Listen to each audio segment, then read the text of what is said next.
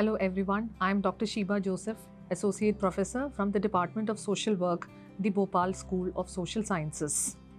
Today we are going to discuss about the different stages of group development. Now let us understand what is group development. Group development is a process of the growth and progress of a group towards full maturity over a period of time with primary focus on the relationships in the group. In social group work, through guided group experience, the group is helped to develop responsibly and with great maturity. From the stage of forming the group to its termination, through carefully and well-planned program activities, the group is helped to achieve its potential or goal. Let us look into a definition of group development. Regular meetings of group, a wider interaction among the members, a free-flowing conversation, laughter, general spirit of cooperation and accommodation are signs of the positive environment in a group, reflecting a clear sign of group development. This definition is given by H.Y. Siddiqui in the year 2008.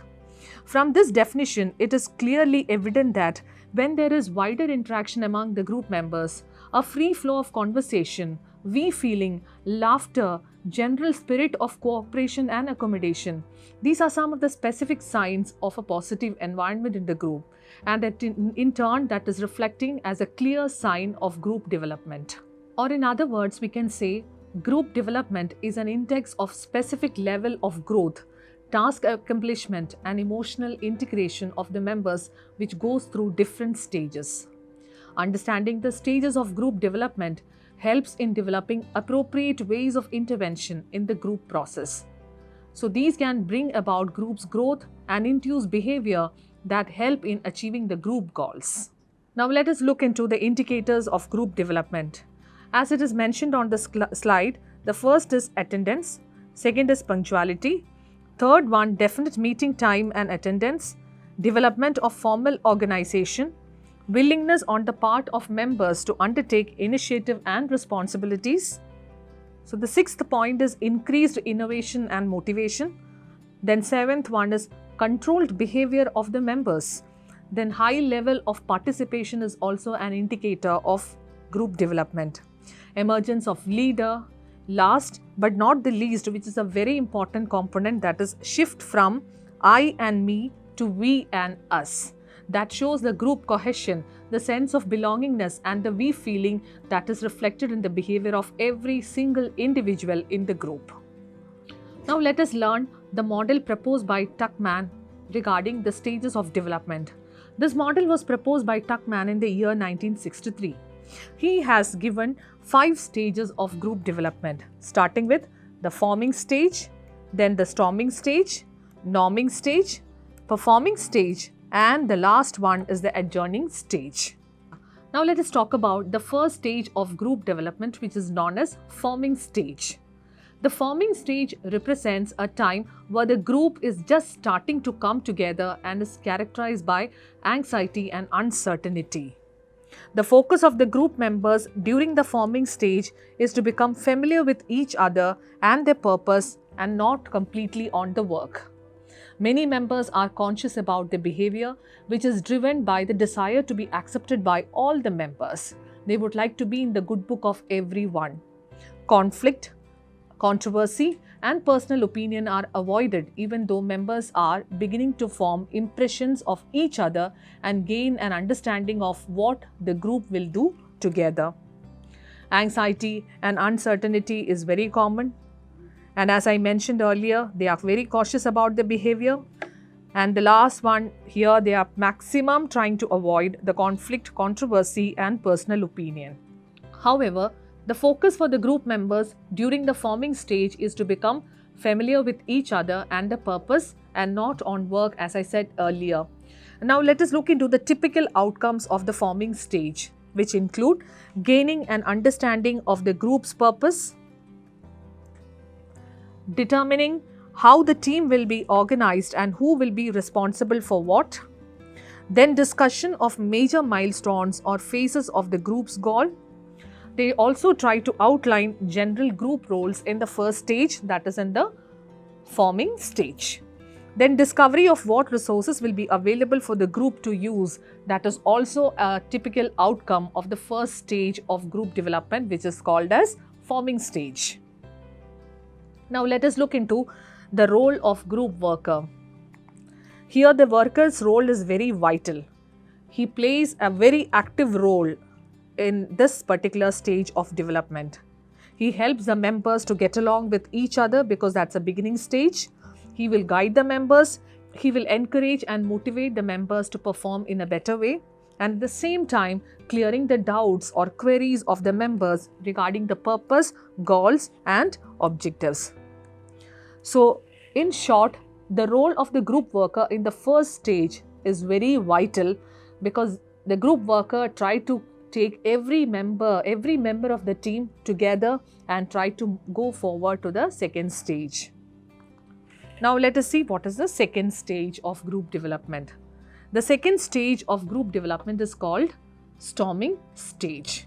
The storming stage is where the conflict and competition are its greatest. In the first stage, they were very much concentrated or very much cautious about their behavior, but in this stage, they are trying to open up.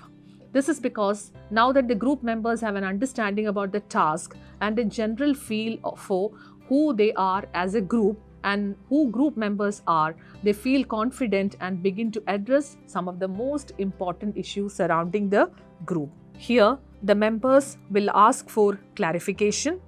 They will have a lot of questions pertaining to the leadership, authority, rules, responsibilities, structure, evaluation criteria, rewarding systems, and they tend to arise, all these factors tend to arise during the storming stage.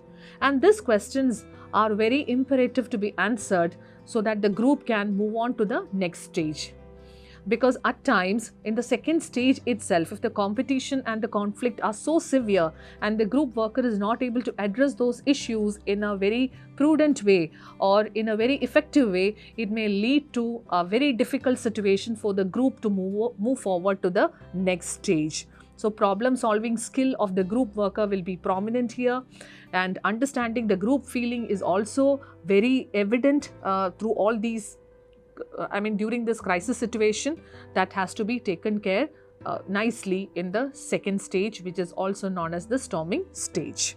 Now let us discuss about the third stage of group development, which is known as the norming stage. Once the group receives the clarity that it so desperately needs, it can move on to the third stage of group development, that is known as the norming stage. The norming stage is the time where the group becomes a very cohesive unit. So here comes the emergence of we feeling, togetherness. There will be a transition from I towards we. And morale is also very high among the group members because they actively acknowledge the talents, skills and experience that each member brings to the group. A sense of community is established and the group remains focused on the group's purpose and goal. Members are more flexible, interdependent and trust each other, and mutual respect will also be there. Leadership will be shared and the members are willing to adapt to the needs of the group. So in the norming stage, the group comes out with a lot of understanding and working together towards the desired goals. Now the role of the social group worker is also coming less, because when the team becomes responsible or when the group becomes responsible, there are leaders to share the responsibility. People are clear about the purpose, people have better clarity, or the group members have better clarity about what they are supposed to do, then the worker's role will obviously be less. Even the role of the worker becomes less, then also the worker would be playing an active role and helping the team members or helping the group members wherever his or help is required. Now let us see the fourth stage of group development, that is called performing stage. At its peak, the group moves into the fourth stage of the group development, known as the performing stage. The performing stage is marked by high productivity. Group members are unified, loyal and supportive. Competence in all members are seen, allowing for high level of autonomy in decision making. Then, problem solving, experimentation and testing possible solutions are high as the group members are focused on task completion and achievement. The overall objective of the group during the performing stage is to complete their mission. So in short, in the performing stage, the group is at its utmost productivity. All members are working relentlessly for the welfare of the group because they want to achieve the target, they want to achieve the mission, they want to complete the task which is given to them. Once the task is accomplished, once the objectives are fulfilled, the group moves to the fifth stage of development, that is the adjourning phase. An adjourning phase is said to be the last stage in their group development for permanent work groups also. However, for temporary committees, teams, task forces and similar groups, they have limited time to perform or limited task to perform. There is an adjourning stage.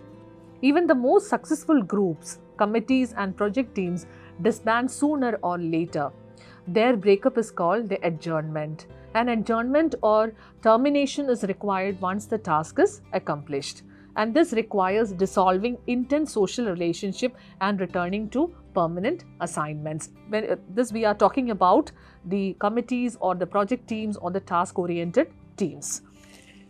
The adjournment stage is becoming even more frequent with the advent of flexible organization, which features temporary groups. To conclude, today in this module, we discussed about the Tuckman's model of stages of group development, starting with the forming stage, then we moved on to the storming stage, norming stage, performing stage and adjourning stage. In short, the group travels through 5 different stages. The roles of the worker will change on the basis of the progress in the group. With that, I conclude this module. Thank you so much.